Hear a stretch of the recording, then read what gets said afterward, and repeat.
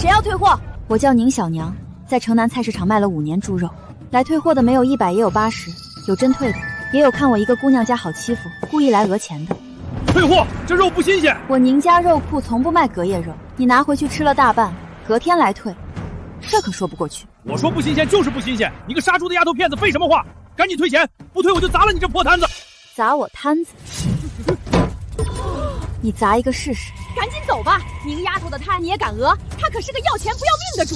上回有人闹事儿，她提着刀追了3条街。宁姑娘，上次讹诈您的赔偿，我收下了，滚吧。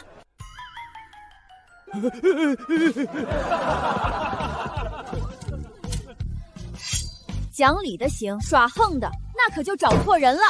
养母在我很小的时候就死了，是我杀猪的养父养大的我，但他3年前也走了，留给我的遗产，猪肉摊算一个，还有这块玉佩。大小姐，老奴可算找到您了。什么？你认错人了？不会认错，小姐长得和夫人年轻时候一模一样，而且这玉佩是尚书府嫡女的信物。22年前，府中奶娘不是将您报错，您真的是尚书府的千金啊！宁丫头是尚书府小姐，我就说宁小娘不是杀猪的命，这眉眼长得多俊俏啊！你说你是尚书府的？千真万确，小姐请看，这画中人与您长相十分相似。你看，这料子是细棉暗纹的，铜扣是实心，靴底至少纳了3层，一个下人穿这个，主家得多有钱？这玉佩是我的没错，但你们尚书府做事这般没规矩啊！没规矩？大伙评评理，这尚书府认亲闺女，连个见面礼都不带，这也太没诚意了。我卖肉时还送人2根骨头呢。是啊，空口拔牙就想把人带走。宁丫头的肉可是这条街最好的，买，全买了，快把小姐摊上的肉全包圆。看来这个尚书府是个不差钱的好去处。爹，你等着，女儿马上就能给你换个好的阴宅了。小姐，老爷夫人日夜思念小姐，府中正等着您。走吧。您这是？我爹说了，上门不能空手，这扇排骨算我给尚书府的见面礼。我去，这些得值多少钱啊？小姐，这肉您就交给老奴吧。怎么，我扛着丢你人啦？不，老奴不是这个意思，只是这府里规矩，哪有让小姐亲自拿东西的道理？父亲母亲，女儿这就走，这就离开林家。女儿本就不属于这里，这22年的福气是女儿偷来的。这是闹哪出？希儿，你说的什么胡话？你就是林家的女儿，谁也赶不走你。可是真正的尚书府小姐回来了，女儿若留下，只会碍眼。希儿这就以死谢罪。希儿，姐姐，今天若有人敢赶你走，先过了我这一关再说。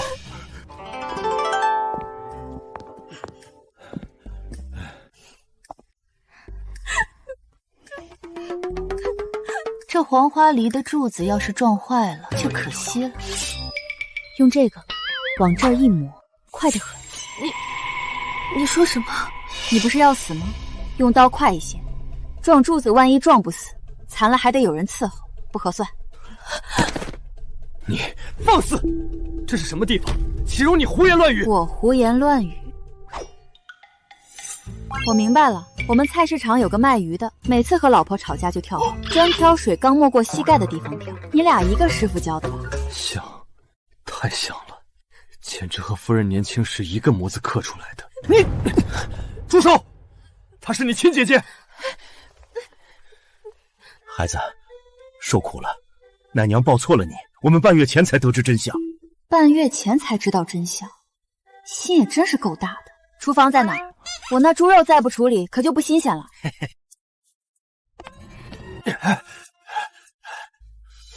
父亲、母亲，你们看见了吧？他就是个市井泼妇，粗鄙无礼，满嘴胡言。这样的人怎么配进林家的门？行了，恒儿，你和希儿先出去，我跟你爹好好聊聊。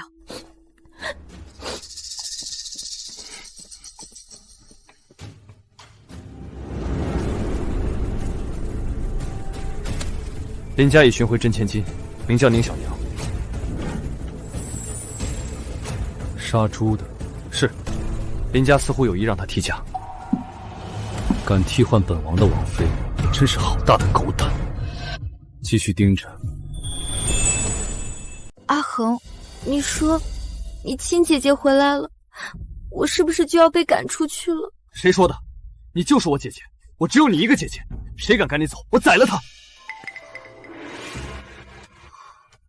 这尚书府真大，可是她才是真的林府千金，我不过是个报错的。父亲母亲嘴上不说，心里肯定更疼他。胡说！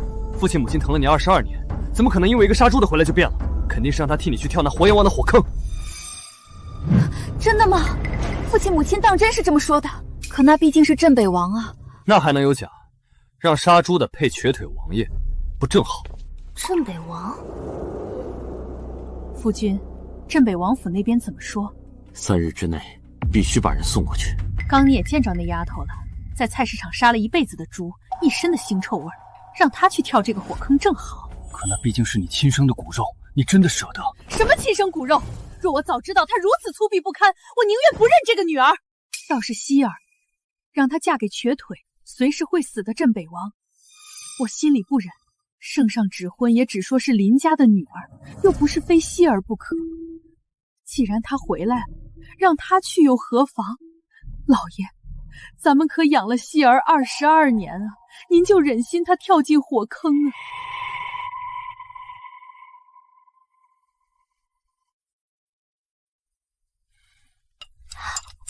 乡野村妇就是粗俗。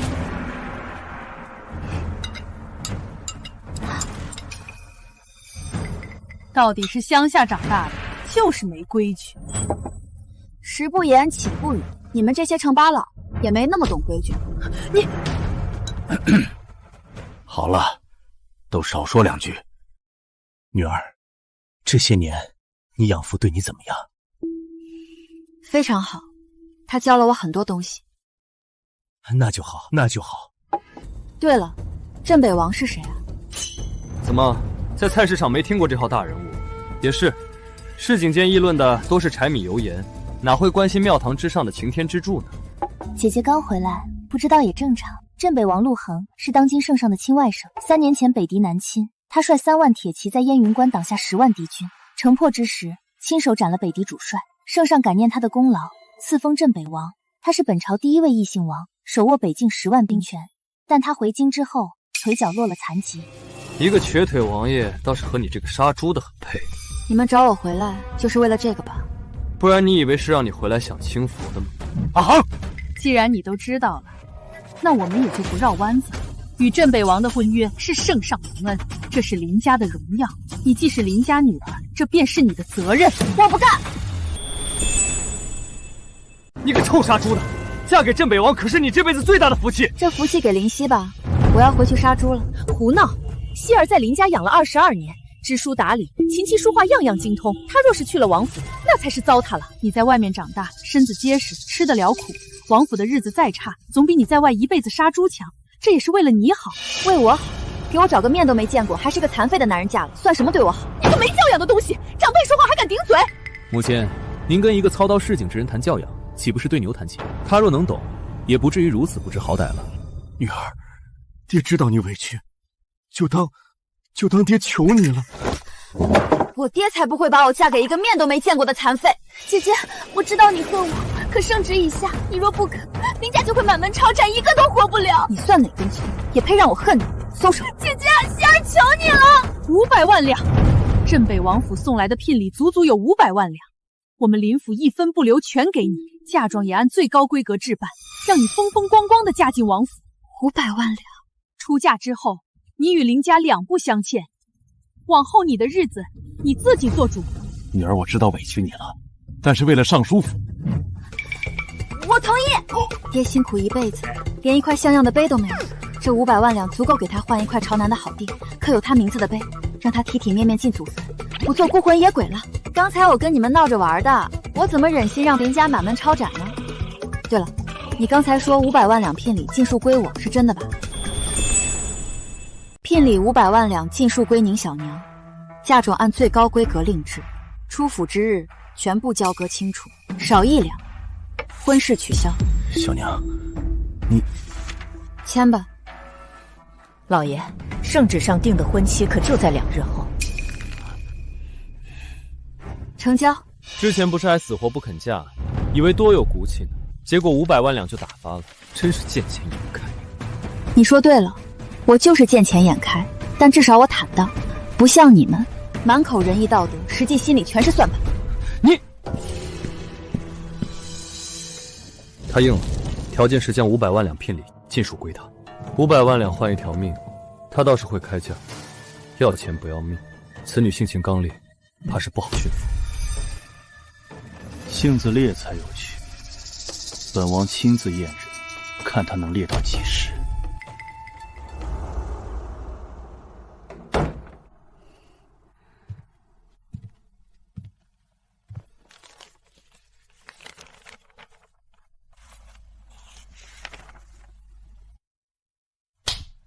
矫情什么？500万两呢？小娘，姐这辈子最值的事儿就是养了你，你值得过好日子，别困在这破地方。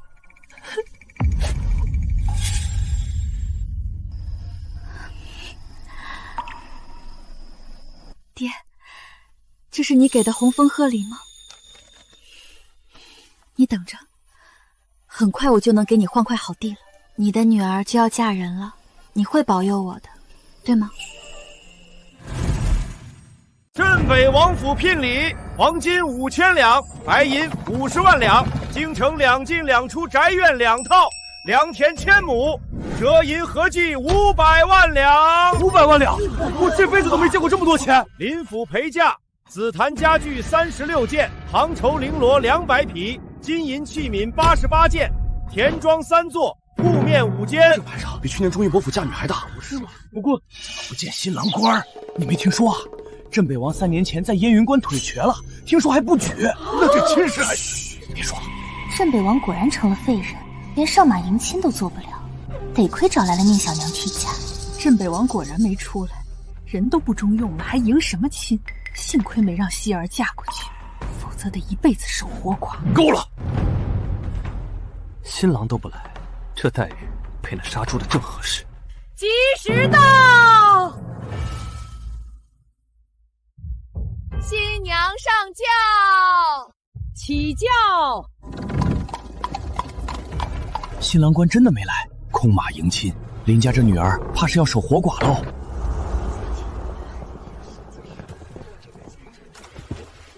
新娘入堂，一拜天地，二拜高堂。空的，这镇北王也是个孤儿。怎么高堂也没人，连人都没有？可见这镇北王府根本看不上这杀猪的。夫妻对拜。我那残废夫君呢？送入洞房。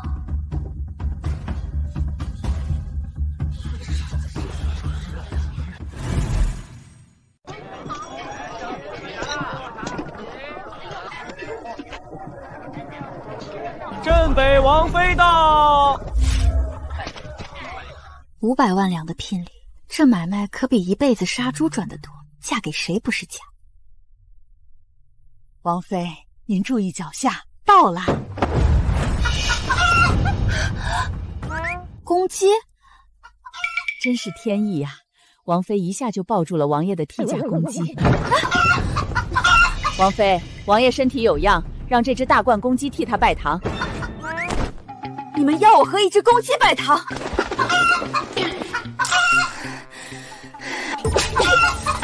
我要退货！聘礼都收了，流程都走了，王妃要想悔婚可不成了。我呸！我的聘礼呢？我带来的嫁妆呢？你们王府是要用一只鸡骗走我所有的钱吗？王妃，请你自重，守节是规矩。你今日敢踏出这房门一步，休怪我们不客气。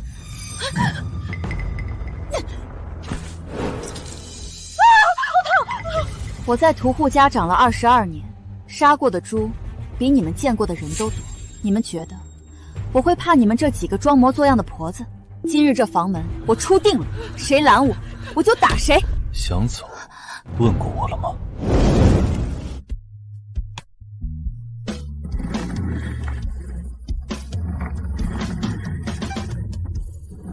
嫁进我镇北王府的门，进得了就没有出去的道理。你想走，问过我了吗？嫁进我镇北王府的门就没有出去的道理。你想走，问过我了吗？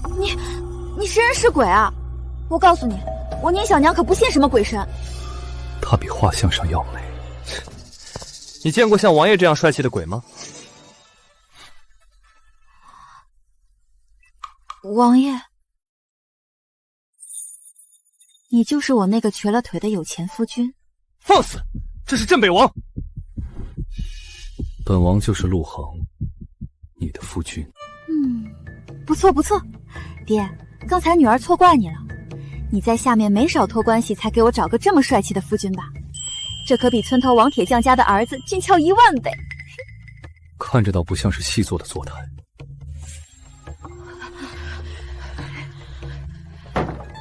怎么还流鼻血了？宁小娘，你也太没出息了！既然你没事儿，装什么昏迷啊？吓唬谁呢？我镇北王府的规矩，这大肩便是如此。这腰线，就是这腿吧。本王的规矩，不需要跟任何人解释。可惜了。你说什么？来了，1、2，上回转满3圈，探子被拖出去的时候腿都没了。没有，我是觉着这烛台挺沉的。整个王府除了我，没人敢碰王爷的轮椅。他不想活了吗？你要干什么？入洞房啊！我们不是夫妻吗？夫妻入洞房，天经地义。难道你们王府连这个规矩都没有？他竟然要和王爷入洞房，放肆！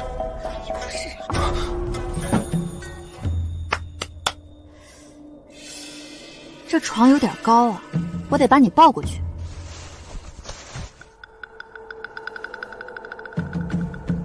这样，你搭着我肩膀，我数1、2、3。羞耻！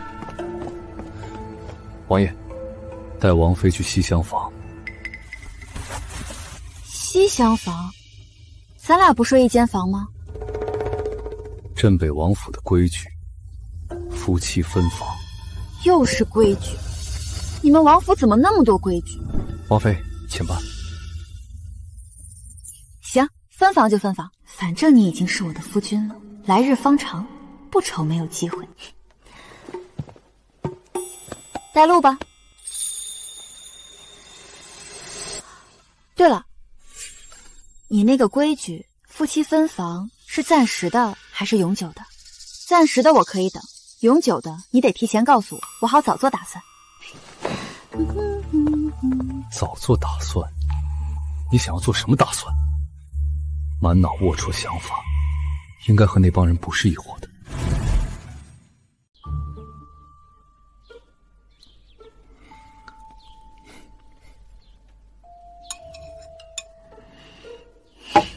清汤寡水的，喂兔子呢这是。早上吃的素，晌午吃的也素，怪不得都没什么肉。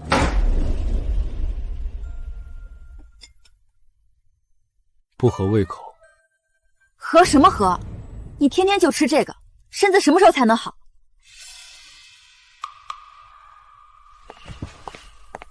不成，从今儿起，你吃什么，我说了算。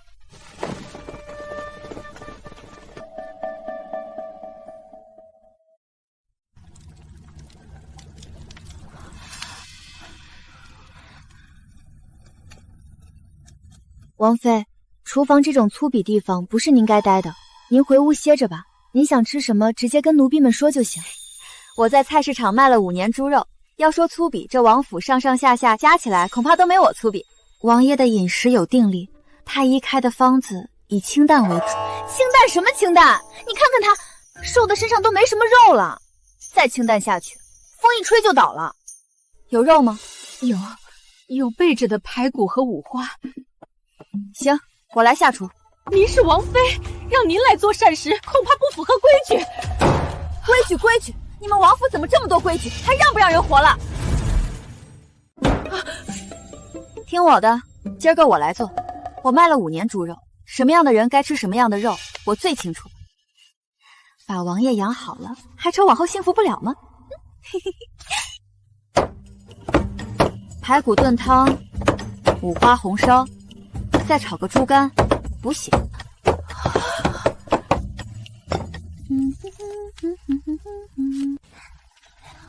什么味道？好香！据说是王妃在做菜。王妃居然亲自下厨！天哪，王妃居然一点架子都没有！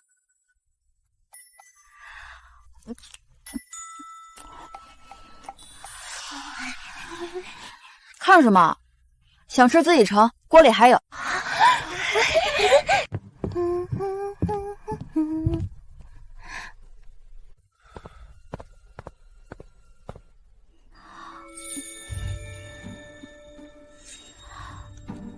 天爷，这男人看着可比红烧肉下饭多了。你在厨房做什么？做菜啊。尝尝。太医说本王不宜油腻。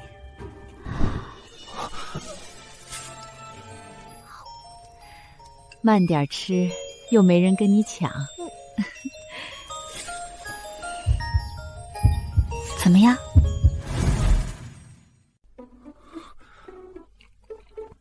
还行。我就说吧，我做的指定好吃。你啊，就等着被我养得白白胖胖的吧。到时候腰上长2两肉，抱起来才舒服。很清闲嘛，那就去把王府所有水缸的水重新打一遍吧。啊，我吗？以后你的饭我全包了。本王有厨娘。厨娘做的有我好吃吗？你得多吃点才能把身子养起来。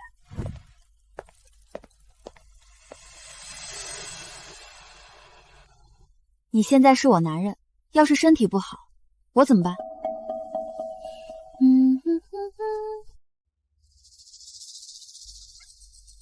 本王身体好着呢。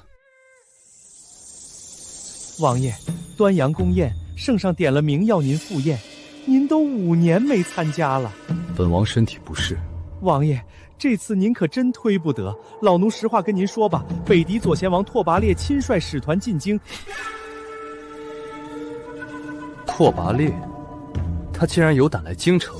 圣上说，王爷在北境威名赫赫，有您在席上镇着，拓跋烈才不敢造次。王爷，这次宫宴您……宫宴？什么宫宴？这位是镇北王妃。见过王妃。端阳宫宴，圣上在御花园赐宴，京中从3品以上官员及家县皆要赴宴。王爷已经多年未参加了，圣上这次点名御花园赐宴。正是。那菜一定很好吃吧？御膳房的厨子手艺自然是极好的。我想去。不去。本王说了，身体不适。你哪儿不是？我今天做的肉你吃的不是挺香的吗？我长这么大，连皇宫长什么样都不知道。菜市场的人都说御膳房的菜一道就要几10两银子，我爹一辈子都没吃过那么贵的东西。我想去吃一次，回去上坟的时候告诉我爹，他闺女也是吃过御膳的人了。王爷最讨厌苦肉计了，肯定不会。端阳宫宴，本王会携王妃赴宴。什么？是，奴才这就去回禀圣上。那我得准备准备，宫宴要穿什么？我那些衣裳行不行？你是王妃，自然有王妃的冠服。冠服长什么样？穿着方便不方便？万一我想多夹几筷子菜……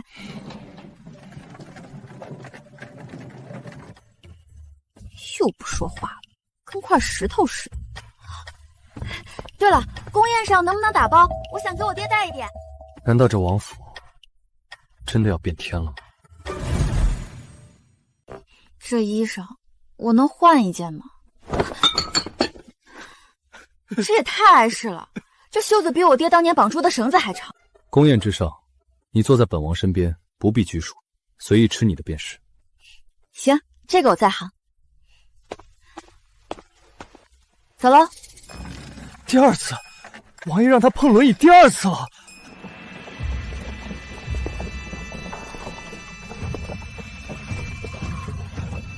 这墙真高啊！王爷这边请，圣上体恤给您安排了靠后的位置，离御花园近，路好走。靠后，王爷是镇北王，按品级当做前列。萧侍卫不要为难奴才，这是圣上的安排，奴才只是传话的。有劳公公带路。靠后怎么了？正殿席位靠后，远离圣上视线，多是些不打紧的人物，一看就是故意冷落王爷的。原来如此，怪不得他不愿意来呢。不用怕，今日谁要是让你受气，我帮你记着，回头一个一个收拾。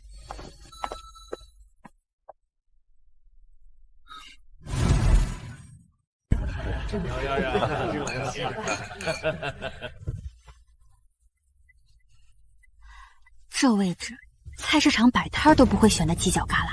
幸亏没有嫁进王府，不然就王爷现在这地位，谁都能踩一脚。这瘸腿王爷出来赴宴了。哟，镇北王来了，稀客。宋侍郎，下官还以为王爷这次又不来了呢。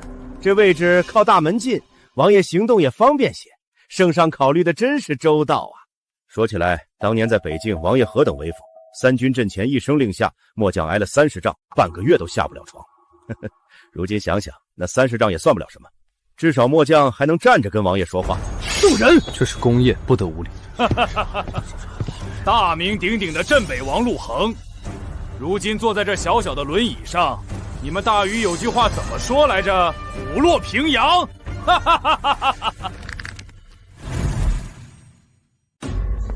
当年你带兵追我300里，砍了我17个亲卫，如今呢，连给本王倒酒都得劳烦你身边那条狗。你知道在我们草原怎么对待断腿的马吗？一剑穿喉，给他个痛快。你们皇帝心软，留着你，但也不过是当个摆设罢了。左贤王这话说的可就不够周全了。摆设有摆设的用处，废物可没有。王爷如今这腿是废了，可圣上仁厚，还给他留着王爵，发着俸禄，不就是养着他当个活牌位吗？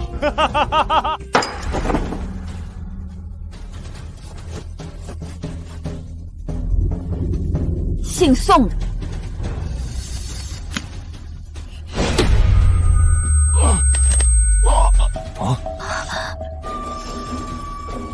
欺负我男人，当老娘吃干饭的啊！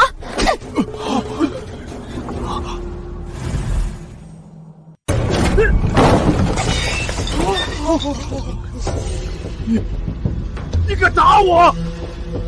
打你就打你，还要挑日子吗？你这个泼妇，你竟敢！我呸！真是蠢到家了，敢在这种地方动手，神仙都救不了你。哈哈哈哈哈！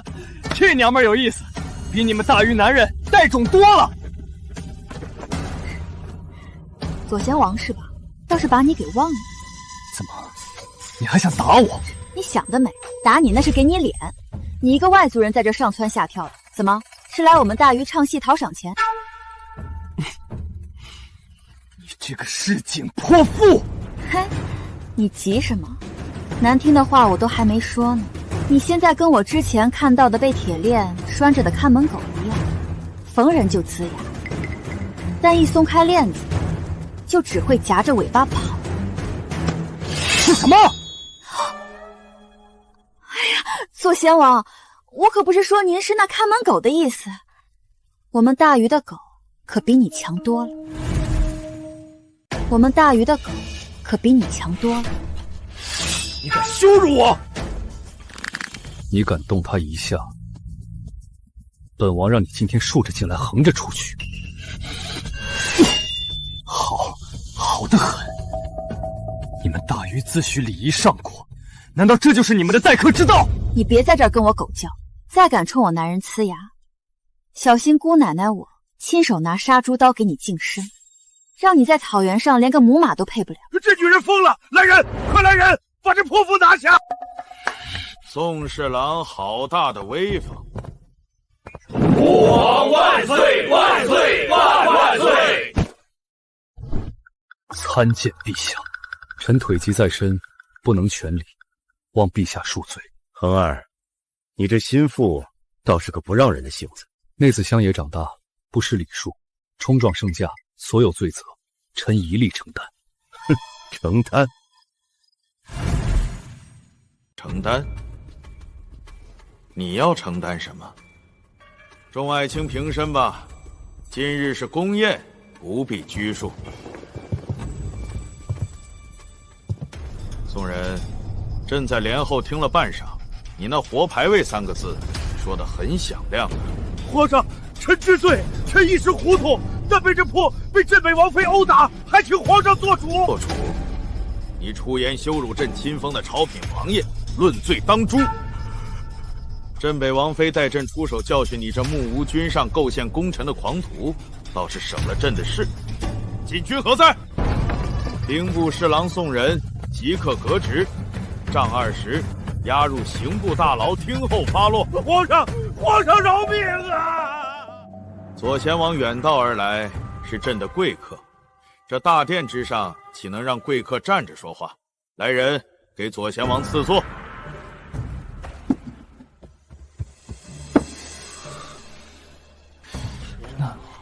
那不是守殿太监做的吗？这是哪门子次座？那凳子还没我猪肉摊的马扎高，所以才是次座。父亲，皇上这是什么意思？皇上给的不是座，是规矩。他是在告诉所有人，这个大殿里谁站着谁坐着，坐在哪儿都是他说了算。左贤王，请入座。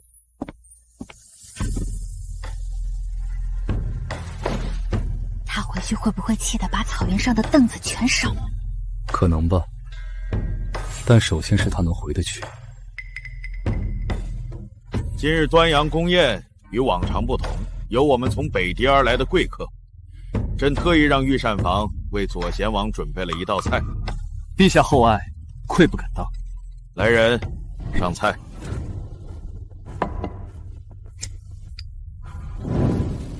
雪盖烽火台，赐左贤王。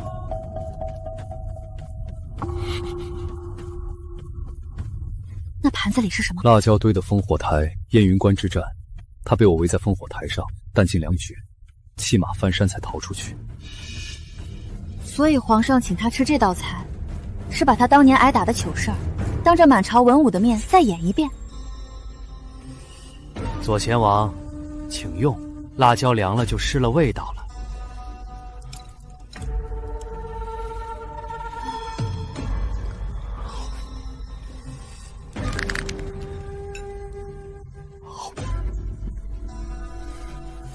谢陛下赐言。左贤王喜欢就好。镇北王妃第一次参加宫宴，吃的可还符合胃口。谢陛下关心，非常符合。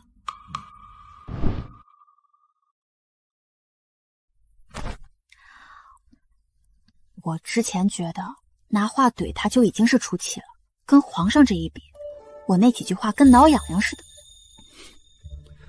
但你说的都是我爱听的。你说什么？这御膳房做的真的好好吃。没什么。恒儿，朕今日见你气色尚好，甚慰。托陛下洪福。既如此，你便在府中安心休养，朝堂上的事不必挂心。户部那边的粮草调拨文书，朕已命人停了。往后北境大军的粮草由兵部直接统管拨付。你身子要紧，莫再为这些琐事劳神。有你在，朕这江山才安稳。你可要保重啊！这没有粮草调拨权，就算手握10万兵，也调不动一兵一卒啊！别说了，你想掉脑袋吗？臣谢陛下体恤。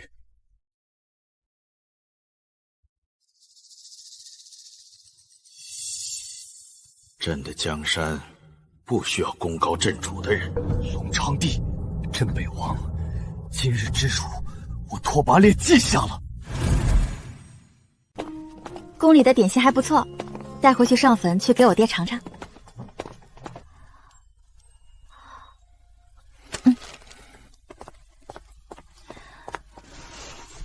你怎么了？没事。王爷是担心边关的弟兄们呢。怎么又扯到边关了？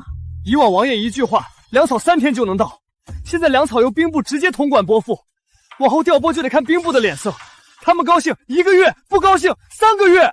那你们刚才在里面怎么一句话都不说？说什么？皇上这是明摆着想架空王爷，倘若王爷说了，就不是体恤养病，而是抗旨不遵了。冬天边关的兄弟们可能要饿着肚子守城了。掌柜的，求您赊我1斤米，就1斤。我爹病了，烧得厉害，3天没吃东西了。走走走，别挡着我做生意。我给您磕头，求您了，我爹再不吃东西就撑不住了。我懂，以前冬天我爹病重，家里米缸见底，我跪在菜市场求人赊1斤米，磕破了头，也没能让我爹等到那1斤米。小娘，所以你那些将士不能饿肚子，不能他们替你在边关拼命，回头连口热饭都吃不上，我不答应。大不了我把镇北王府后院改成猪圈，养几10头猪，换着花样给你和将士们吃肉，我就不信还能让他们饿肚子。真有这么简单就好了？你方才在殿上打人的时候，本王就想问你，你哪来的胆子？天生的，我爹说了，天塌下来就当被子盖。你爹是个妙人。那当然。笑了，3年了，王爷终于笑了。疯了，他真是疯了，在宫宴上打人，他是不是想让我们林家满门抄斩才甘心？我就知道那个扫把星回来准没好事，当初就不该认他。宫宴上那一拳，他是痛快了，可林家跟赵家几10年的交情，一夜之间全完了。母亲说的对，这种人让他烂在菜市场，认回来做什么？够了！他打了宋人，宋人却被处罚。皇上的意思很明白了，皇上是在替镇北王和他宁小娘撑腰啊！那又怎么样？那瘸腿王爷都坐在角落里了，这算哪门子撑腰？这回那宁小娘是运气好，下回呢？下回他再闯祸，就镇北王如今这地位，皇上还会护着他们吗？母亲，您别气坏了身子。姐姐今日虽然鲁莽，但也是为了护着王爷。说到底，她现在是镇北王妃了，不是林家的人了。她闯的祸，镇北王府担着便是。希儿说的对，她现在是镇北王府的人，跟咱们林家没关系。她爱闯祸闯她的，别连累咱们。够了，明日就是女儿回门的日子了。回门？她在宫宴上闹成这样，还有脸回门？她是出嫁心腹，回门是祖制。好啊，我倒要看看，明日那个瘸腿王爷还有没有脸陪他回门。恒儿，我说错了吗？今日皇上大殿之上收了他的粮草调拨权，满朝文武都看着呢。他镇北王现在不过是个空壳子，他还敢？住口！这些话，明日一个字都不许说，听到没有？老爷放心，既然是回门，我自然会按规矩办。不过我丑话说在前头，回了门吃了饭，往后他宁小娘跟林家两不相欠，他再闯什么祸，别想林家替他担半分。明日我倒要看看，她那瘸腿丈夫没了实权，能给她撑多少场面。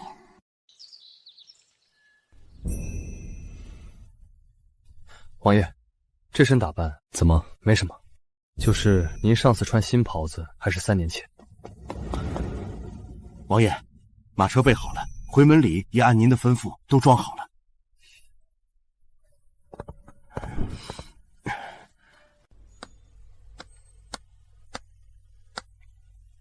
王妃呢？老奴去催。王爷，王妃还没起。还没起？奴婢去叫了，王妃说再睡一会儿，让您等等，还问回门是什么。你下去吧，本王亲自去叫他。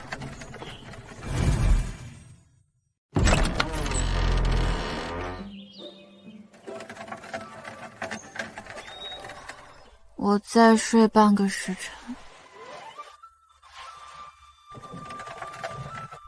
起来。不要，天都还没亮呢。已经40了，那也很早。我卖肉的时候都是寅时起，好不容易不用早起了。今日回门。回什么门？菜市场又不用回门，我爹的坟就在那儿，又不会跑，什么时候去都行。等等，你说的是回林家的门？不然呢？你怎么不早说？我就说昨晚好像忘了什么事儿，嫁妆都3日了还没给我送来，正好回门可以找林家那帮人问问。你方才不还说再睡半个小时？我那不是忘了吗？我连过年都只记得该给猪肉涨价了，哪记得什么回门？你这个菜迷！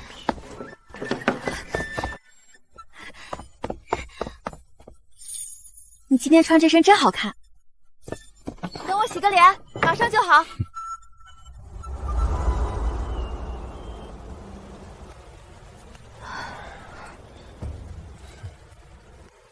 都快50了，人还没到，摆什么谱？住嘴！镇北王身份尊贵，等一等也是应该的。刚被夺了权，回门倒端起架子了，我看是不敢来吧。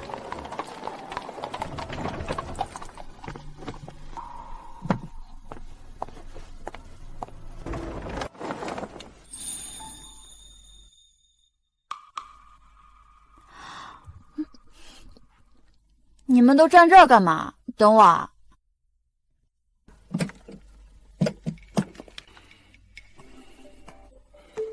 下官林重山携家眷恭迎镇北王、镇北王妃。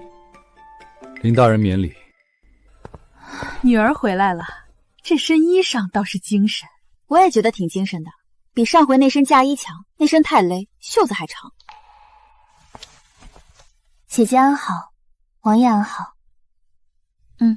就一个恩，一个臭杀猪的，摆什么架子？瘸腿王爷有什么好得意的？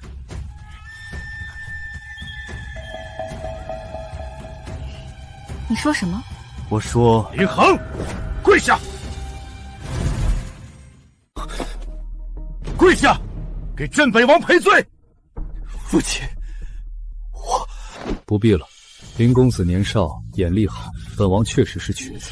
不过，有些人站着，也未必比本王走得远。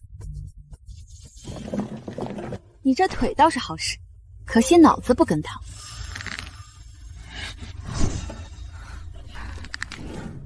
请。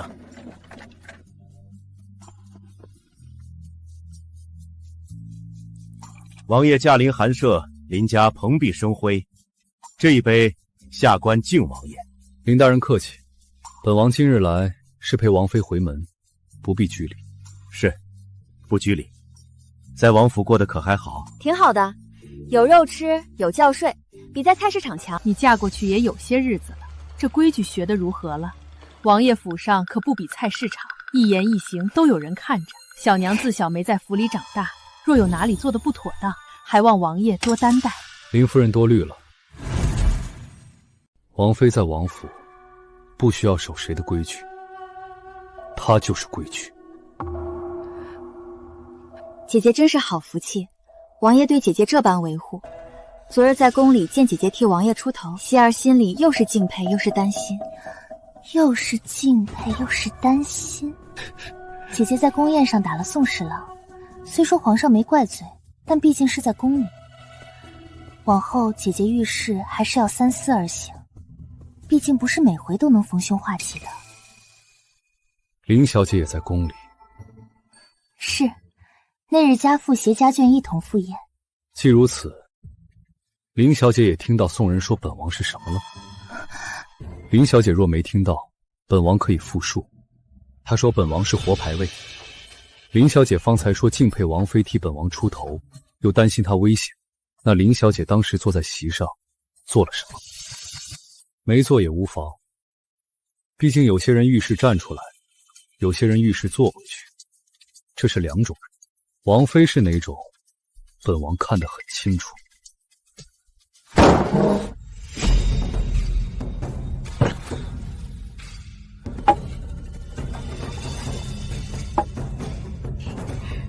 你别光说话，吃菜，这鱼比咱们府上的嫩。看来镇北王今日来是给他撑腰的。老爷，你倒是说句话呀！这个也不错，你尝尝。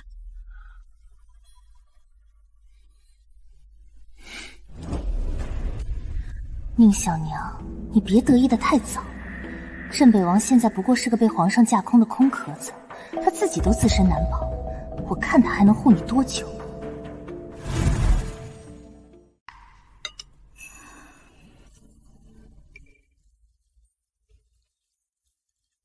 都吃饱了吧？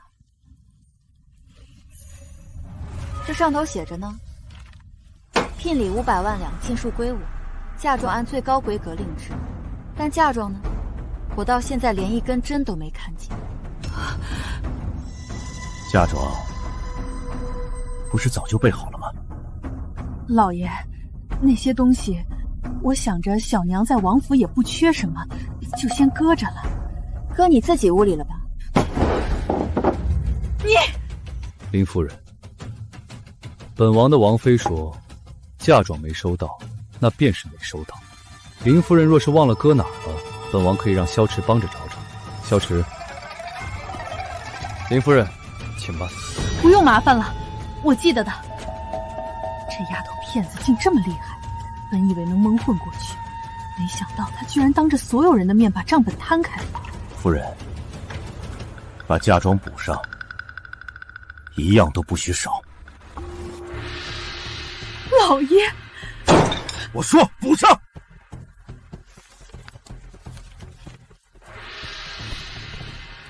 那行，我等你们3天，嫁妆送到王府。要是没送到，我就让萧池带着人来搬。我一个带刀侍卫，怎么就成搬家具的了？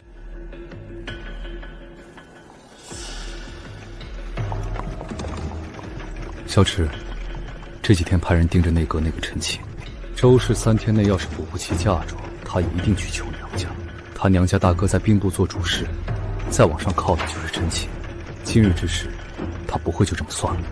王爷是担心兵部会对王妃下手，他们不敢明着动王妃，但北境粮草正乱着，周家有人在兵部馆调拨，陈琴在内阁，这2个人碰在一起，不是什么好事。我这个便宜岳母被兵部当枪使了还不自知。是。女儿，保重。欠我的嫁妆可别忘了。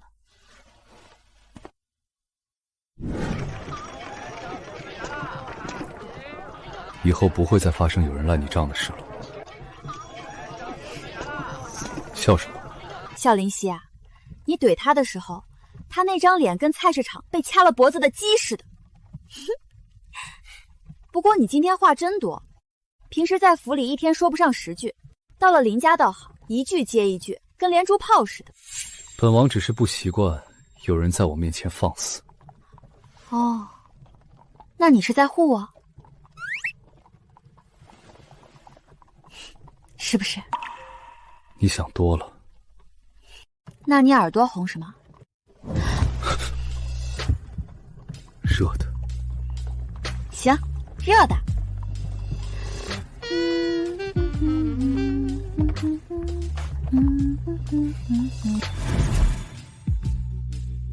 这儿搭个猪圈，这儿垒个鸡窝，这边种点葱和韭菜。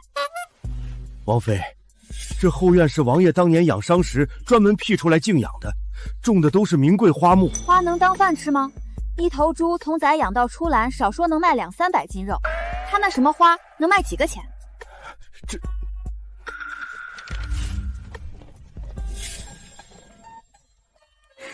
你来的正好，我看这后院空着也是空着，打算养几头猪1群鸡，再种点菜，以后府里的肉和蛋自给自足，不用花银子买了。这画的是什么？猪圈啊，这么明显你都看不出来？这是门，这是槽。本王看出来了。本王的鹤望兰呢？什么鹤？王爷，这王妃把您的名贵花木都挪走了，说是没有家禽值钱。算了，王妃是王府的主母，这些听她的便是。是。走吧，今天天气好，推你出去晒太阳。养病的人不能老闷在屋里，以后你每天至少得出来1个时辰。本王什么时候用你管了？今天喽。王爷真的变了，以往别说动他的东西了，就是呼吸重了点儿，都会被骂得狗血淋头。这你就不懂了吧？王爷这是坠入爱河了呀。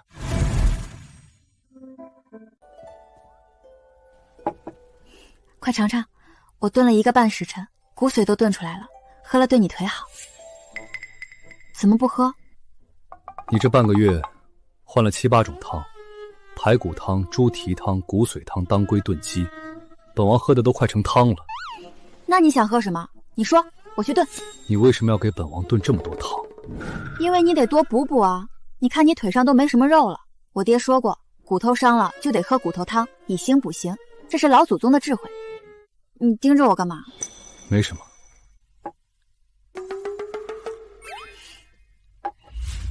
宁小娘，咋了？突然这么严肃，害我怪紧张的。你爹的坟，本王让人去看了几块坟地，有一块在京郊正南，向阳，地势平，周围没有别的坟。你若觉得合适，改天去瞧瞧。你什么时候去办的？一张地契，不费什么事。谢谢你，陆恒。明天给你炖猪蹄汤。我不想喝炖猪蹄汤。爹，女儿来了。你的新家我帮你挑好了，朝南有太阳，冬天不冷，隔壁没邻居，不用跟人抢地盘。你看看碑，是你女婿写的，字好看吧？这刀是你留给我的，我一直用着，今天带来给你看看。你教我的手艺，我一样没落下，没给你丢人。就是现在不卖肉了，改给王府的人做饭。你过来一下。爹，他就是我夫君，叫陆恒，长得特别好看，就是腿不太好，但他对我很好，你放心。宁公，恋爱在王府，不会受委屈。爹，你女婿给你换了个大房子，可别在底下啥事儿不干啊！也保佑下你女婿，让他的腿快快好起来。可恶，风怎么进眼睛里了？王爷，北京来的消息怎么说？兵部拖了第一批粮草，说是合帐未清。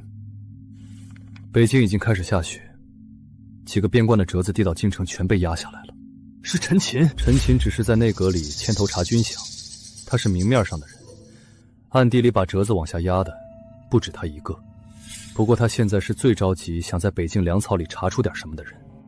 那北京的兄弟们还能撑，但撑不了太久。若本王还能骑马，粮道上的事没人敢拦。他们现在敢这样，无非是吃定了本王站不起来，只能坐在京城里等消息。一个废了腿的镇北王，在他们眼里和案板上的肉没有区别，所以本王不能一直坐在这张轮椅上。北京的兄弟们还在雪地里等粮草呢，本王等够了。王爷，您的意思是去请胡太医？本王的腿不管有几成把握都得试。是。王爷，这件事要告诉王妃吗？不必，他刚给他爹迁完坟，让他先踏实几天。是。小娘，你在你爹坟前说没给他丢人，本王在北京死了那么多兄弟，本王也不能给他们丢人。这是什么？别进来，回你房去。你别动，你腿使不上劲儿，硬撑会把胳膊撑断的，你配合一下。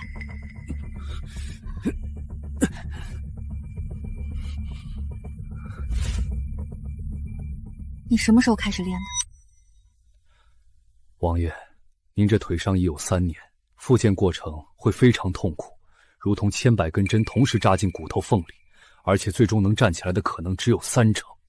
3成，够了。你是不是傻？瞒着我偷偷练，摔倒了也不叫人。要不是我听见，你是不是打算在地上躺到天亮？不想让你看见我这个样子，我连站都站不起来，还怎么护你周全？陆恒，我在你面前丢过那么多脸，你都没瞧不起我。你在我面前丢一次脸怎么了？小娘，本王这辈子没在别人面前倒过，你是第一个。那以后每晚我陪你练，你要是再敢偷偷练，摔地上不叫我，我就把你轮椅推到猪圈里去。好，王妃，这已经是您这个月买的第6头猪了。第7头明天到。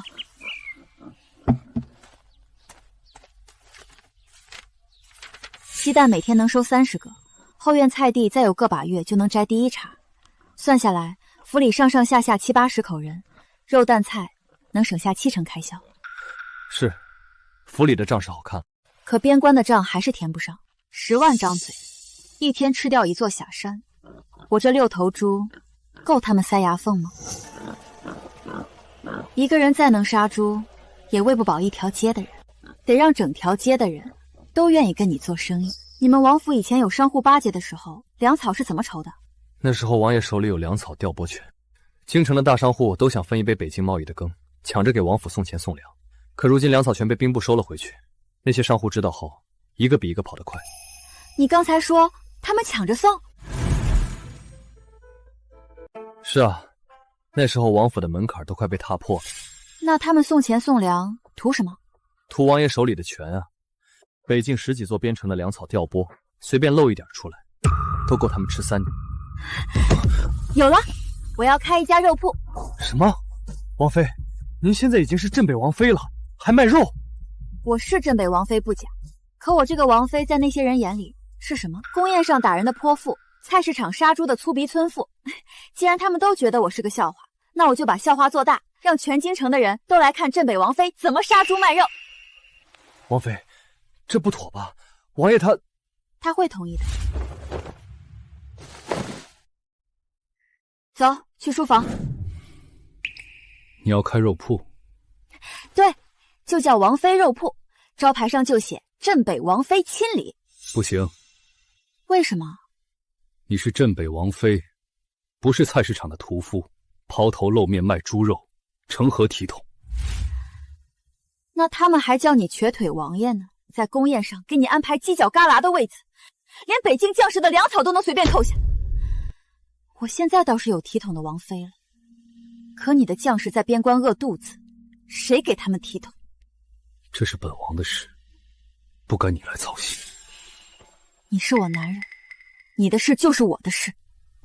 萧池，在。去查京城最热闹的街市，挑一间最好的铺面。王爷，您这是？王妃要开店，镇北王府的脸面就是她的招牌。我就说你会同意。但是铺子里不管发生什么事，你的安全是第一位的。萧池会在店外布暗哨，你若察觉到任何不对劲，第一时间告诉你，我懂。你放心，我就卖肉，不跟人打架，尽量不跟人打架。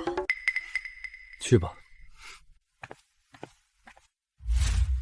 对了，店名我想好了，叫北境香，香飘北境，吃饱了好打仗。这名字是不是比你那镇北王府听着有食欲？萧池，给他挑最好的铺面，顺便查查京中哪几家商户最近跟兵部走得近。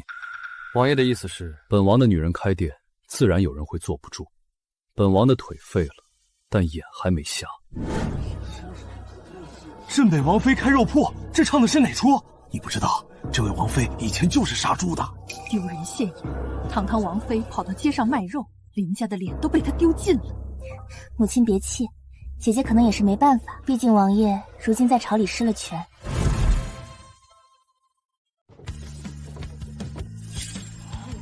今儿个北境香开业，我宁小娘镇北王妃亲自掌刀伺候各位。刀看着挺像那么回事，不知道手艺怎么样。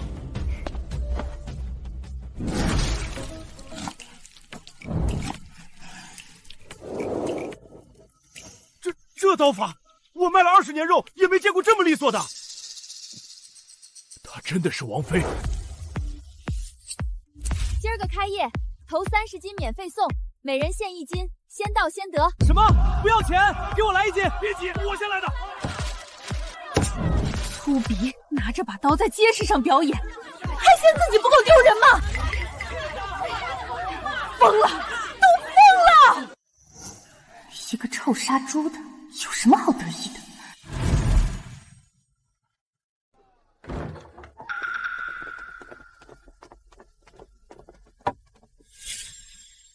谁是这铺子的掌柜？我就是，几位有事？镇北王妃是吧？我是王大昌，这条街上最大的肉铺就是我开的。你开店3天，抢了我们半条街的生意，这事儿咱们得说道说道。放肆！跟王妃说话放尊重点。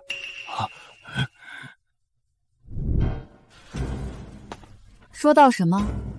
你们卖你们的，我卖我的，各凭本事。凭本事？你是凭王妃的名头吧？打着镇北王府的招牌招摇过市，我们可听说了。现在镇北王早就没了实权，你现在出来卖肉，说到底不就是一介落毛凤凰吗？说完了。说完了？怎么着？行，那轮到我说了。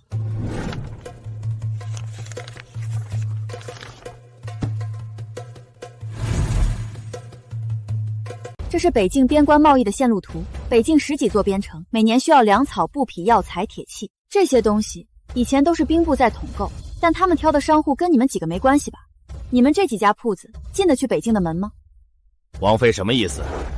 我的意思是，谁帮我筹集粮草，帮我男人镇北王让边关将士吃饱穿暖，谁就能分一杯北境贸易的羹。你一个女流之辈，我3天之内把一条街的生意都抢光了，要不要跟我一起做生意，打开北境的门？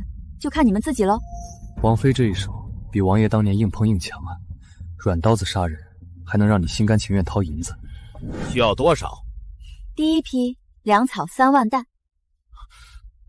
这3万担，你出多少，我帮你从北境赚回多少。王某今日算是见识了，成，这条船我们上。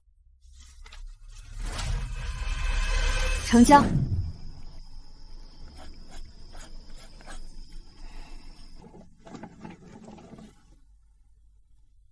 这么晚了，还不睡？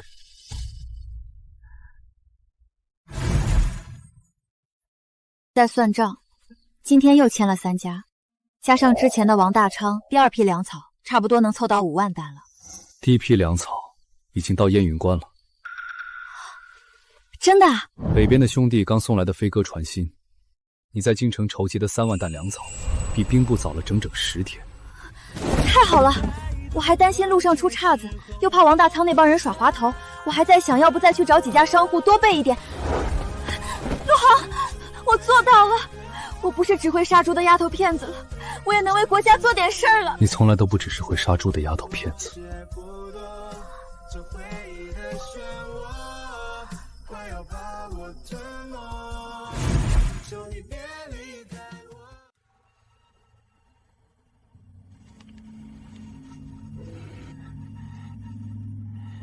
好一个镇北王妃，开张不到半月，京城7家大商户全被他拉过去了，粮草、布匹、药材一样一样采购的清清楚楚，比兵部还利索。大人，这宁小娘确实是个能折腾的主，但说到底不过是些市井手段，不至于什么？你看看这条，北境乡从安泰商行购入粮草1万担，这怎么呢？安泰商行的东家叫孙泰，他的真金白银可全是从北狄左贤王府流出来的。你知道这意味着什么吗？你这蠢驴！通敌呀！拓跋烈现在在京中，北境粮道正乱着，这笔单子就是给镇北王量身定做的棺材板。大人，宁小娘一个杀猪的丫头，她哪来的本事查到安泰商行背后是拓跋烈？她不需要知道，她只要拿了拓跋烈的粮草就够。只要这条线做实了，陛下再念旧，也容不下一个勾结外敌的异姓王。那大人打算怎么办？传话给督察院，让他们把镇北王府勾结北狄的折子写好，5日内弹劾镇北王夫妇。这大人三思啊！下官的妹妹毕竟是王妃的亲生母亲。这件事办妥了，北境粮草调拨这一块少不了你的好处。是。我就知道那个扫把星没好事，上次在宫宴打人，这回倒好，他居然收了北狄人的粮草。那女人就是个灾星，以前在菜市场杀猪的时候最多坑几个买肉的，如今嫁了王爷，胆子也大，连通敌的生意都敢做。事情还没定论，你们少说2句。没定论，大哥亲口跟我说的，内阁那边已经在你弹劾的折子了。老爷这可是通敌卖国的大罪，宁小娘要死就自己死，别拖着我们林家下手。够了！小娘是你的亲生女儿，你就这么盼着她死？父亲，是宁小娘那个蠢货自己不留神钻了套，这回皇上要是动真格的，在林家是第一个被牵连的。母亲，弟弟，先别生气，姐姐估计也没想那么多。那女人回来就是个祸害。当初不让他烂在菜市场。他再不好，也是你姐姐。通敌？我跟谁通敌？我根本不知道这个什么安泰商行为什么要针对我。他们是针对本王。北境10万大军的粮草调拨权是本王丢了以后被兵部借走的。兵部往边关送粮草要经过内阁合账，合账的人就是陈琴。他是因为我在外面筹粮草，挡了他的路。你筹到的粮草比他经手的快，价格还公道。你动了别人的饭碗，别人自然要掀你的桌子。这世道真是没天理了。不过没想到我那亲生的便宜爹会给我们送来这消息，应该是怕连累林家满门抄斩吧。既然陈琴他想用拓跋烈的空壳商行来栽赃咱们，那我们将计就计。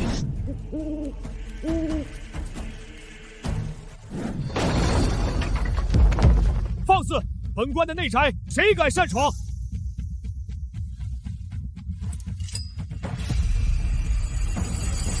内阁学士陈琴勾结北狄左贤王拓跋烈，栽赃陷害朝廷重臣，镇北王府奉旨查抄。血口喷人！本官与拓跋烈从未有任何往来，你们镇北王府自己的人跟北狄人做生意，现在倒打一耙。那人果然谨慎，密信都用的是暗语。可惜上个月您跟拓跋烈见面的中间人，是我们王爷早就安排了。大人，搜到了。你们，王爷的原话是：陈琴想让本王的女人背锅，那本王就让她自己尝尝，什么叫搬起石头砸自己的脚。陈琴勾结北狄左贤王，栽赃陷害超品王爷，证据确凿。他自己也画押认了。内阁学士陈琴，即日起革职削爵，押入天牢，三司会审。督察院那几份弹劾镇北王的折子一并撤下，彻查是谁草拟的。是镇北王反击了，看来他早就在布局。恒儿，臣在。此事你受委屈了，陈琴之流，朕绝不会姑息。陛下明察秋毫，臣不敢居功。好，朕今日便下旨，北境粮草调拨权重新交还镇北王府。臣谢陛下隆恩。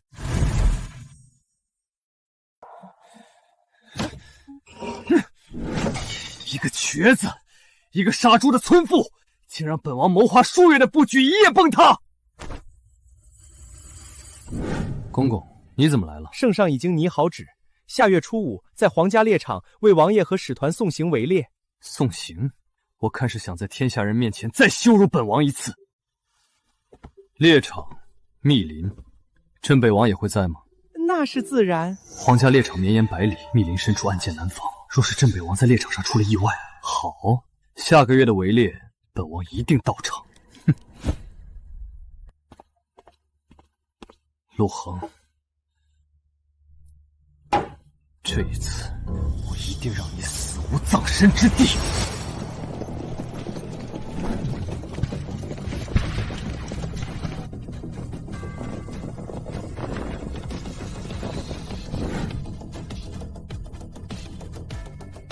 怎么感觉今天这阵仗不对劲啊？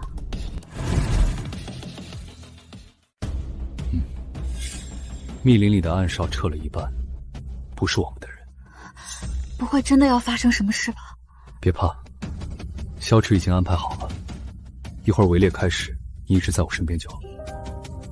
好。今日围猎，朕与朱清同猎，以壮北狄使团行色。列位卿家各自散开，入林行猎，鼓响为号，3通鼓壁，诸猎手回台献猎。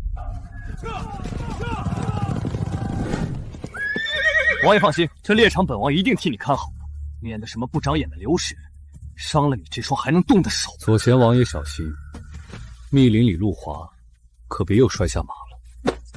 等死吧！不对劲，太不对劲了。流矢伤人是老套了，他能用的也只有趁乱这一条了。王爷，前面就是猎场的边缘地带了，按规矩，咱们该停在这儿。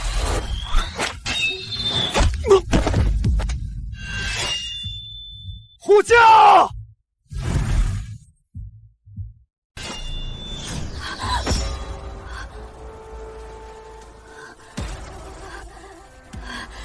是谁？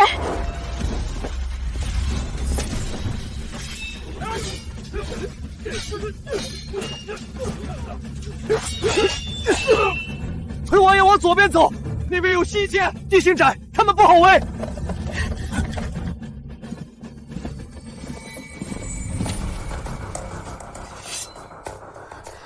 你在我后面，别动。小娘，到我身后了。今天谁先动你，谁就先死。王爷，小心！王爷，别怪我们。左贤王说，今日您可以死得体面一点。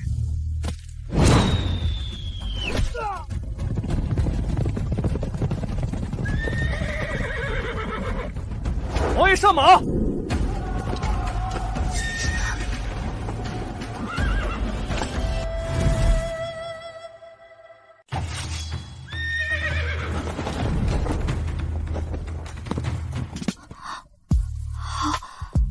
好帅！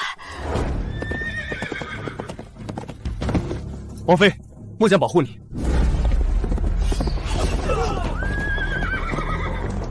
保护好王妃。末将遵命。去吧。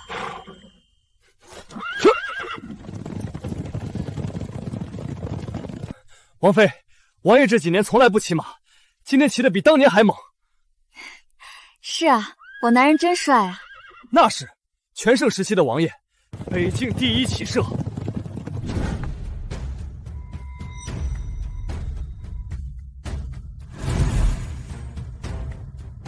他的腿好了，他的腿居然好了，还这么帅气，真是便宜命小娘了。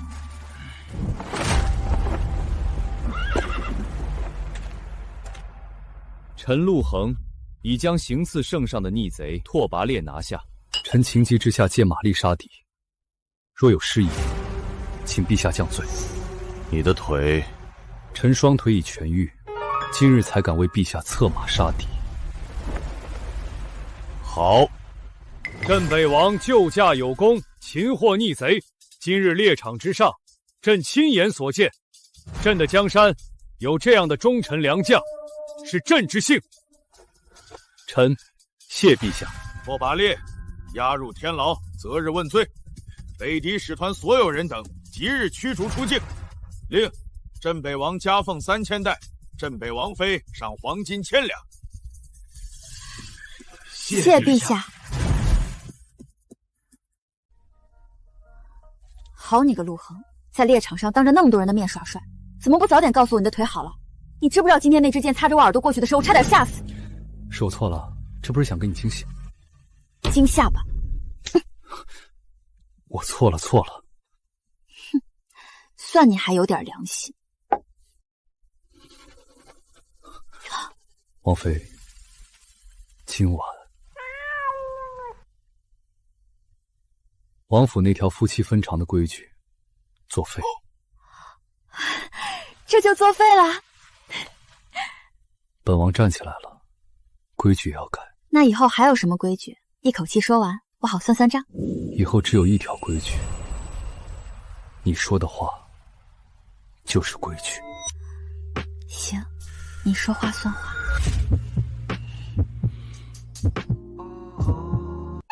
我果然没看错你。